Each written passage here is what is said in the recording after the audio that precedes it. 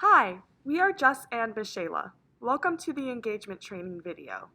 We're going to provide strategies for engaging the individuals when completing activities throughout the day. The most important takeaway from this training is that the focus is on the actual engagement. The end product doesn't really matter. You want the individual to participate as much as possible. So next we're going to dive into some ways that you can make this happen. The easiest way to engage individuals is to provide choices. For example, provide two choices and ask them which one they want to do. Another way to provide choice is to have them select what color or item they want to use when completing a task. Once they select an item, you can ask where the item should be placed. For instance, when completing an adult coloring page, you can have the individual select their own art supply, then their own color, and then they can select where they want that color to go. Now we are going to go over an example of how to provide choices when doing an activity with your individual. I'm going to be the staff member and Jess is going to be the individual. Jess, do you want to do music or art? Art. All right, I'll go get your coloring book. Which coloring sheet would you like to do? Oh, the sun and the moon. There you go.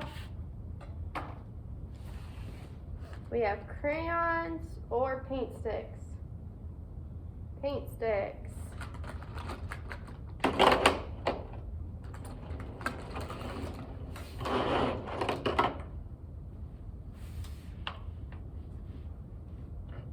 You have brown.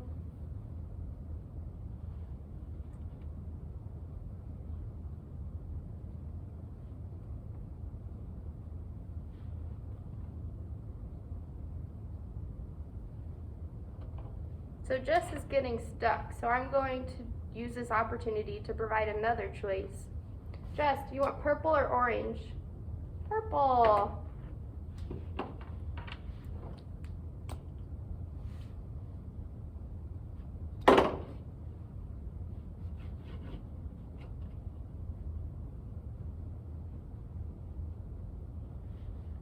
Great job. If your individual looks like they're getting stuck, another option is to ask where they would like for something to go. So Jess, where do you want purple, on the moon or on the sun? Sun. Okay. If your individual has difficulty grasping the art supplies and you're completing the activity with them, you could also color yourself and ask Jess, do you want it on the moon or sun? Jess picked sun, so then I would color in the sun. Another strategy for engaging individuals is by grading the activity. This strategy emphasizes how much support you provide. This visual provides the hierarchy of prompting. Independent is at the top with the least amount of prompting, while full physical is at the bottom, requiring the most amount of prompting. We will now describe each level. This level of prompting requires the least amount of physical assistance from you. The individual completes a task on their own with no cues or prompting. So for this level of prompting, independent, you can see Michela is completing the activity by herself. I'm not having to give her any verbal assistance or any physical assistance. This level of prompting involves little assistance from you. You will guide the individual through gestures. This may include pointing to indicate what you want the individual to do or where you want them to go. For this level, gesture, Jess is having difficulty initiating the activity.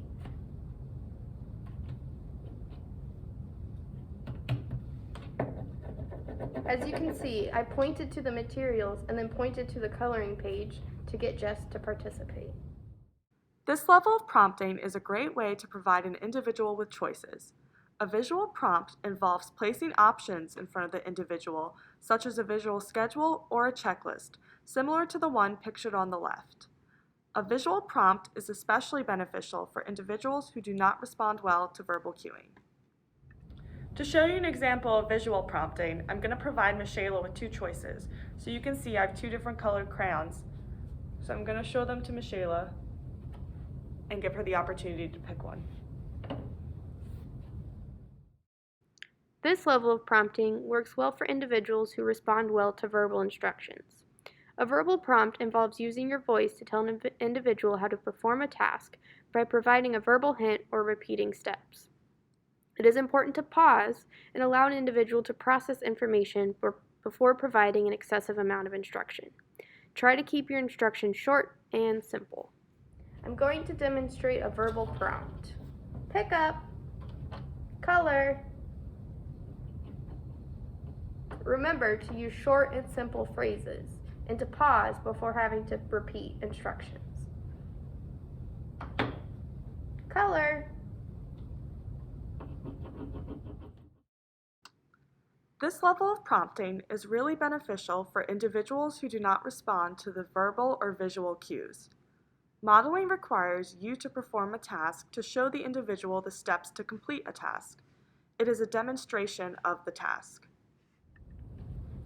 So for modeling, I will show you how to engage the individual when completing an activity like a coloring page. Remember, the modeling is you showing a demonstration. So I, as the staff member, would be sitting alongside Michaela doing the same activity, and I would show her how I'm coloring. And by seeing this cue, Michaela might start coloring too.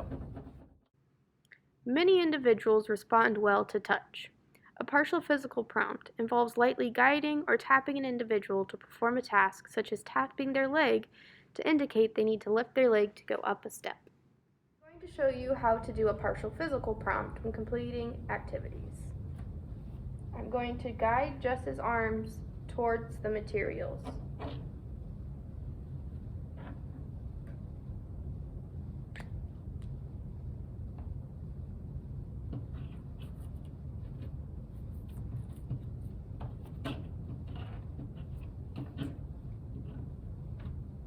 Partial physical is just light touch as needed to get Jess to participate in the activity. This level of prompting requires the most assistance from you. This should be used as a last resort when all the other levels of prompting have been unsuccessful. A full physical prompt is hand-over-hand assistance. So now for a full physical prompt, I'll show you an example of hand-over-hand, which I know many of us are very familiar with. So to do hand-over-hand, I might get a utensil. I might place it in Michaela's hand. She might have trouble doing this herself. And then I might guide Michaela's hand. And remember, if I use hand over hand and I'm kind of stretching her arm out a little bit like this to color, I support the elbow. And I might have her color like this. Now remember, we only use full physical or hand over hand as a last resort. So if the other prompts that we showed you previously weren't working, hand over hand's the way to go. Now that we have reviewed all the levels, let's take another look at this chart. Remember that prompting is a way for you to provide assistance to help guide the individual to complete the task as independently as possible. We hope you think of these different levels when working with the individuals, especially in instances that you are doing something that doesn't seem to be working. When completing tasks, it's important to think of all the sensory systems. Sometimes when an individual does not want or is unable to do the activity due to limited grasping ability or other participation challenges, you can at least engage them in the sensory components of it. So now we will show you how to engage the individual with sensory components. So first, you can engage the individual by touch. So you can have them either pick whichever utensil they would want to use to do a coloring page, or you can hand them a few and they can feel the difference. So I could say, Michaela, feel this paint stick. Feel how it's smooth, round, and long. Now feel this crayon. It feels a little bit longer than the others, and it has paper on it, making it feel a little more rough. Now feel this paint. See how it's not completely round and it has little dots on the side? It feels different.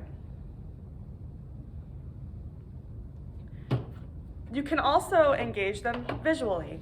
So as you can see, we have an assortment of colors here to engage the individual. If the individual doesn't seem to be interested, you can place a bunch of different colors directly in front of them. So that way, even if they're not touching the materials themselves, they're still looking at the variety of the colors. You can also engage your individual by playing music. So Michaela really likes the Beatles, and we're coloring a picture of the sun.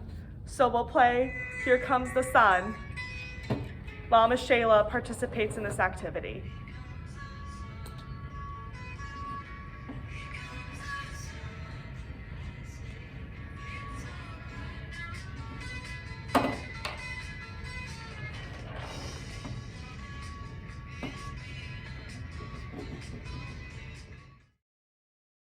The last category of strategies that you can use to engage with the individuals is through social engagement. Social engagement is an important component for our emotional well-being. It is important to keep this in mind when setting up activities. For example, have an individual help pass out supplies. When possible, always have the individuals sitting or standing together.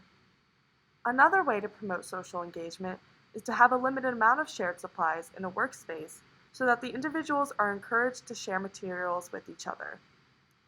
Lastly, if an individual refuses to participate, give them a rest break and then re-invite them to engage.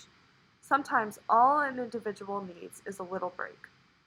Social engagement can be exhausting for some.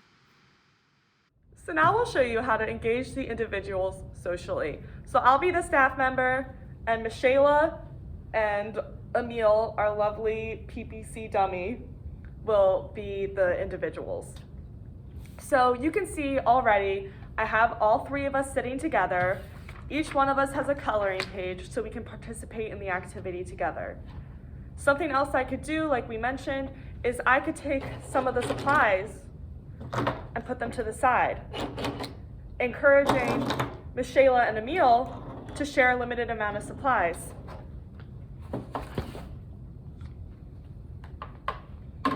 I could also ask for a rest break, because like we mentioned, sometimes socialization can be overwhelming for some people.